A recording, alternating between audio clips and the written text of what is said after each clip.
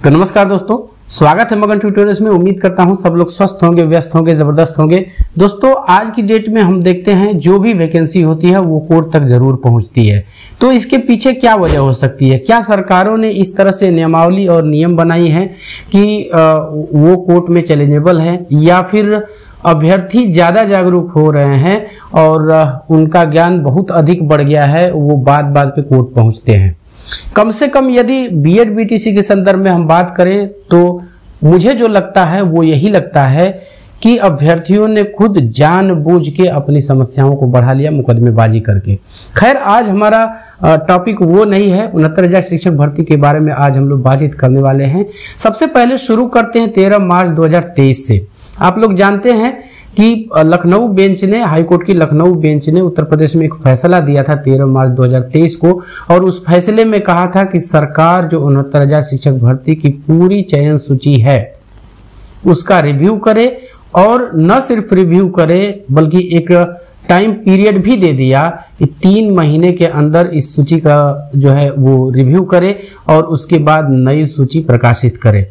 लेकिन 3 महीने से अधिक का समय बीत गया, सरकार ने रिव्यू को काम तो शुरू नहीं किया। इस बीच जो अभ्यर्थी हैं वो सीधे स्पेशल अपील इस फैसले के खिलाफ, हालांकि जो ये फैसला था कहीं न कहीं अभ्यर्थियों के ही पक्ष में था, और आप लोग जानते हैं कि ये मामला पूरी तरह से आरक्षण से संबंधित है, और आरक्षण से संबंधित होने के साथ साथ ये कहीं न कहीं इस जो पूरी भर्ती प्रक्रिया है इस पे भी प्रभाव ये डालेगा यदि फैसला आएगा तो। इसी भर्ती में एक अंक जो उत्तर कुंजी वाला विवाद है वो भी है, और ये सारी चीजें कहीं न कहीं ये इशारा करती हैं कि जो भी भर्ती संस्थाएं हैं, चाहे वो परीक्षा नियामक प्राधिकारी कार्यालय हो, सरकार हो, ये अपना काम ठीक से नहीं करते हैं, या जानबूझ के कुछ ऐसी चीजें उन्होंने व्यक्ति विशेष को लाभ पहुंचाने के लिए किया, जिसकी वजह से आज ये नौबत आई है।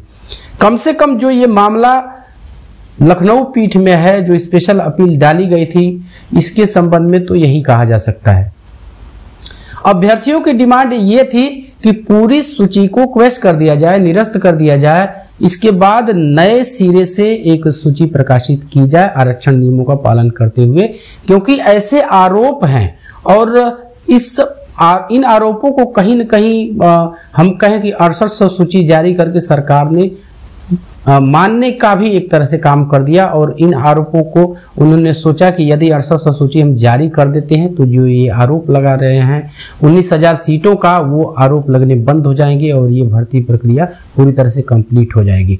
लेकिन ऐसा हुआ नहीं। सीधे सीधे आप लोग जानते हैं जो आरोप हैं, सीधे आरोप लगाया गया है कि जो आरक्षित वर्ग के अभ्यर्थी हैं उनकी ओवरलैपिंग जो है वो ठीक तरीके से नहीं कराई गई, इसलिए इन्हें कम सीटें प्राप्त हुई। और कहा यह गया, आरोप ये लगाया गया कि जो सीटों का है लगभग 19,000 सीटों का इसमें घोटाला का नाम दिया गया, घोटाला किया गया है।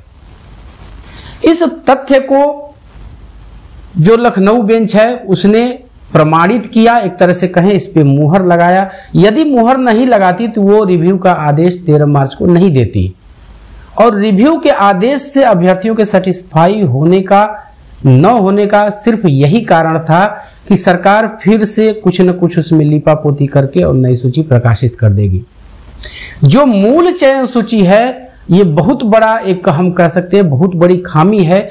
जो मूल सूची है वो आज तक सामने नहीं लाई गई कि किस अभ्यर्थी के, चाहे वो जनरल के हो, आरक्षित वर्ग के हो, किसका कितना कट ऑफ है, ये मूल सूची जो है आज तक सामने नहीं लाई गई। यदि मूल ये आरोप सही है और ये कहीं न कहीं मेंशन किया गया है कोर्ट के सामने कि मूल सूची क्यों छुपाई गई, तो ये मामला यहीं पे बहुत अधिक गंभीर हो जाता है। हालांकि कहा जा रहा है कि ये इस मामले को इस 21 सितंबर को सुना जाएगा, लेकिन आप यहाँ पे देख सकते हैं, मैं लगा दूंगा, अभी तक ये स्टेटस चेक करने के बाद, अभी अब से कुछ ही घंटे पहले का ये स्टेटस है, अभी तक ये केस लिस्ट नहीं हुई है।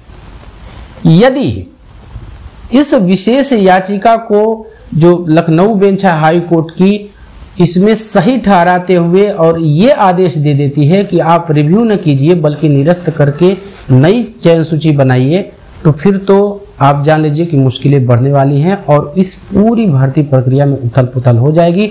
जो सिलेक्ट हैं वो बाहर भी हो सकते हैं, जो बाहर हैं वो अंदर हो सकते हैं यदि ठीक, क्योंकि इसमें आरक्षण वाली बात फंस जाती है। एससी का होगा, एसटी का होगा और ओबीसी का अभ्यर्थी होगा तो वो ऊपर जाएगा, और जो ऊपर के बच्चे होंगे यदि तथाकथित हम कहें कि आरक्षण का, इसमें आरक्षण नियमों का पालन नहीं किया गया है तो पूरी सूची का ही उथल पुथल हो जाएगा।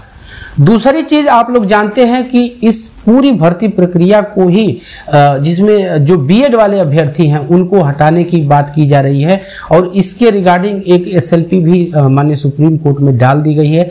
उसकी अभी कोई डेट तो नहीं लगी है, अगर उस संबंध में भी डेट आती है तो हम आपको इन्फॉर्म जरूर करेंगे। लेकिन उसका जिक्र मैंने इसलिए किया कि आप लोग जानते हैं कि जो अधिसूचना है 2018 की वो निरस्त हो चुकी है और उसी सुप्रीम कोर्ट में याचिका डाली गई है कि जो इस वैकेंसी में बीएड के अभ्यर्थी शामिल हैं उनको हटाया जाए क्योंकि अधिसूचना निरस्त हो चुकी है।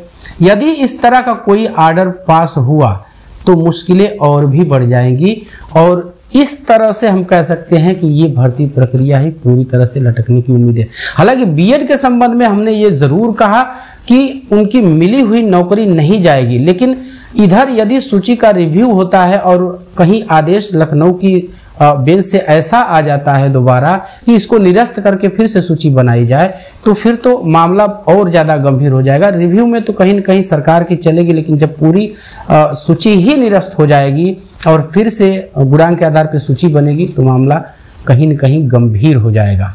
तो ये स्थिति है दोस्तों।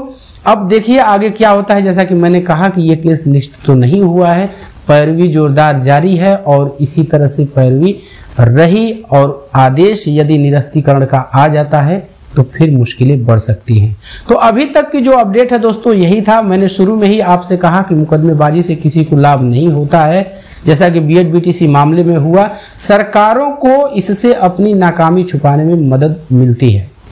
आप लोग जानते हैं कि पिछले 5 सालों में यदि स्पेशली उत्तर प्रदेश की हम बात करें, अभी बिहार में लेटेस्ट वैकेंसी चल रही है लगभग 2.25 लाख पदों पे। उत्तर प्रदेश की यदि बात करें तो पिछले 5 सालों से कोई भी वैकेंसी नहीं आई है और हवाला क्या दिया जाता रहा है सरकार की तरफ से कि चूंकि मामला कोर्ट की, और सही भी है। जब मामला एक अटका हुआ है कि बीएड को रखना है नहीं रखना है तो फिर आप सरकार से भी क्या आप सरकार पे आरोप लगा पाएंगे। तो मेरे कहने का ये अर्थ है कि जहां तक संभव हो बीएड बीटीसी के मामले में तो यही कह सकते हैं कि मिल बांट के खा लीजिए। किसी एक को बिल्कुल साफ करने के चक्कर में 5 साल लटका रहा, 2-4 साल और लटक जाए, सारा खेल खत्म, आप ओवर एज हो जाएंगे, मुकदमा लड़ते रहिए। तो ये मुझे अपनी तरफ से आपको कहना था। फर्दर 69,000 शिक्षक भर्ती के बारे में कोई भी लेटेस्ट अपडेट आती है कोर्ट से तो हम उसको लेके आपके सामने जरूर आएंगे। आज के लिए वीडियो में यही था दोस्तों, और चलते चलते वही रिक्वेस्ट कि कृपया इस चैनल को लाइक शेयर और सब्सक्राइब जरूर कीजिए दोस्तों। जब आप ऐसा करते हैं तो हमें एक मोटिवेशन जरूर मिलता है। मिलते हैं अगली वीडियो में, तब तक के लिए नमस्कार।